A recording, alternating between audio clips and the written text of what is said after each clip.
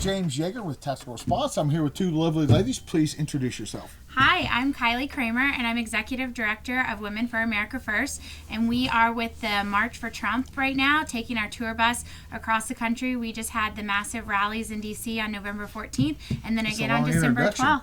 Well, we're doing a lot.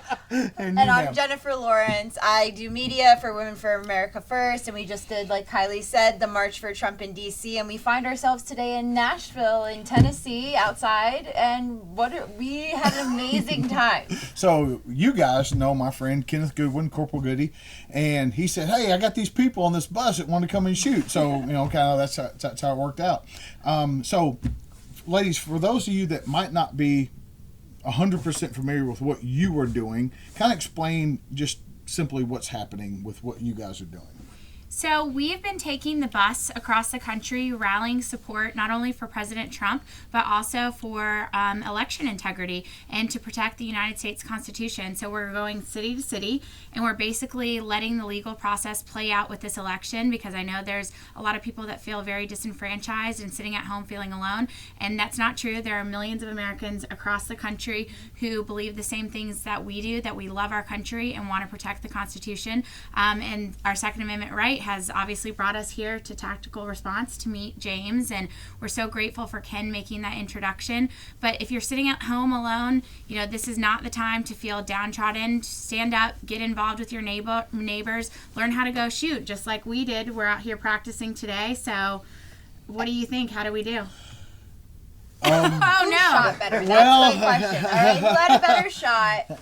I'm going to be like Switzerland in this. I'm going to stay neutral in this. They both shot well. I wouldn't want either one of them shooting at me. You guys that have been to the range, she pretty good shot with the rifle. Kim Jong Steel, 300 something yards shooting it, and I don't think she realized how good she was shooting until somebody told her. Then she's like, "Whoa, check me out!"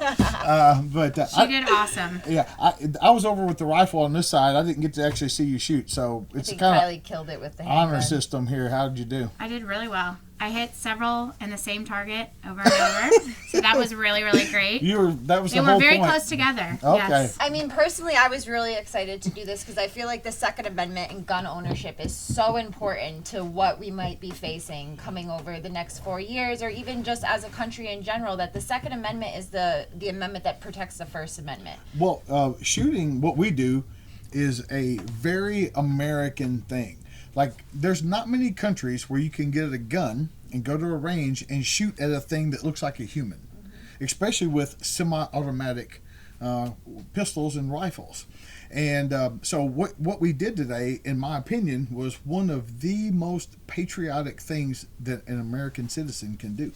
Yes, and I think that that's taking responsibility as a citizen, exercising your Second Amendment right, because Dustin, who also works with us, he talks about being well armed, personal responsibility, and stuff like that. And I think that that's something we've gotten away from in America. But the Second Amendment really protects all of our amendments, because if the government wants to step in, right, well, we need an armed populace to be able to fight against that tyranny. One of the funny parts is the Second Amendment, where it says a well-regulated militia. People think that means a government regulation. Well, think about it. We didn't have a government when that was written. What regulated means in that sense is trained and equipped.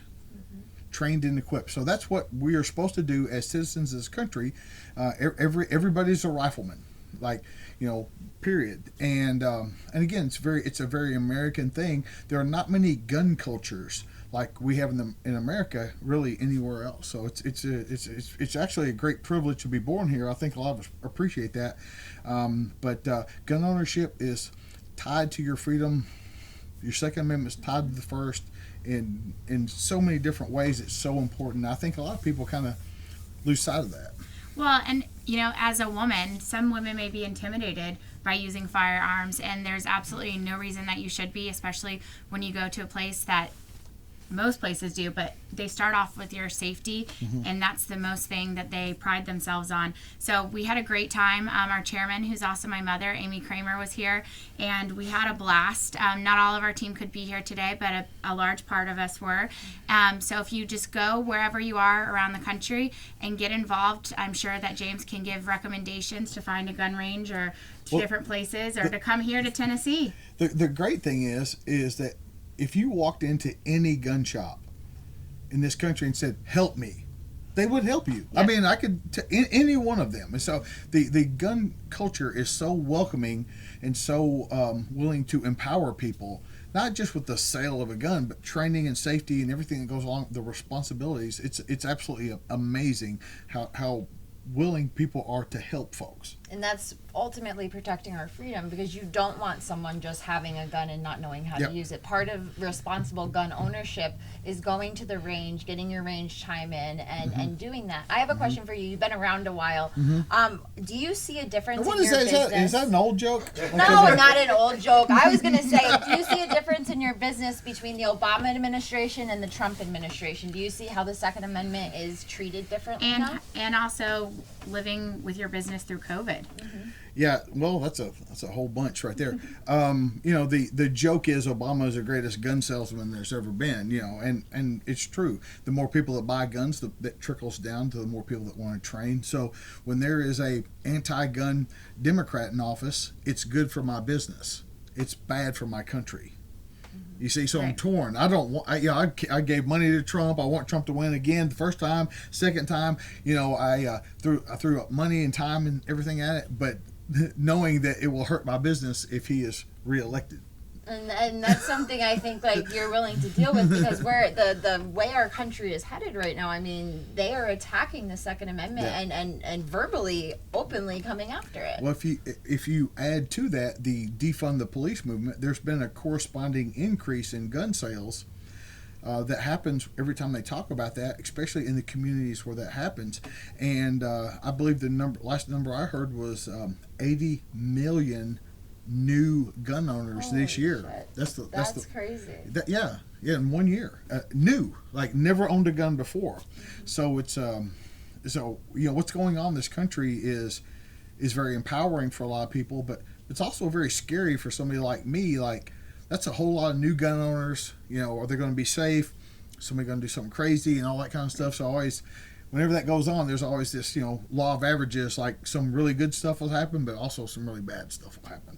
But that's why you're here, to train people, to make sure not only that they're safe, but that they know the weapons that they do acquire, how to use them. And so we're really grateful for the whole experience It was today. such an It was amazing so awesome. experience. I enjoyed it. Yes, so thank you so much for welcoming our whole team. How can they find out more about what you guys are doing? So people can go to TrumpMarch.com. We will have the full schedule of the rest of the tour coming up soon. We're going to be playing a little bit in Georgia's Senate race. That's very important. But also we're heading west, because there are a lot of people that feel that we've just been focused on the battleground states, and there are millions of people that are sitting at home that feel like not only did their vote not really count because it was disenfranchised by an illegal vote, but they also feel like no one's paying attention to them. So we're going to be heading out west to Nevada, Arizona, and even California.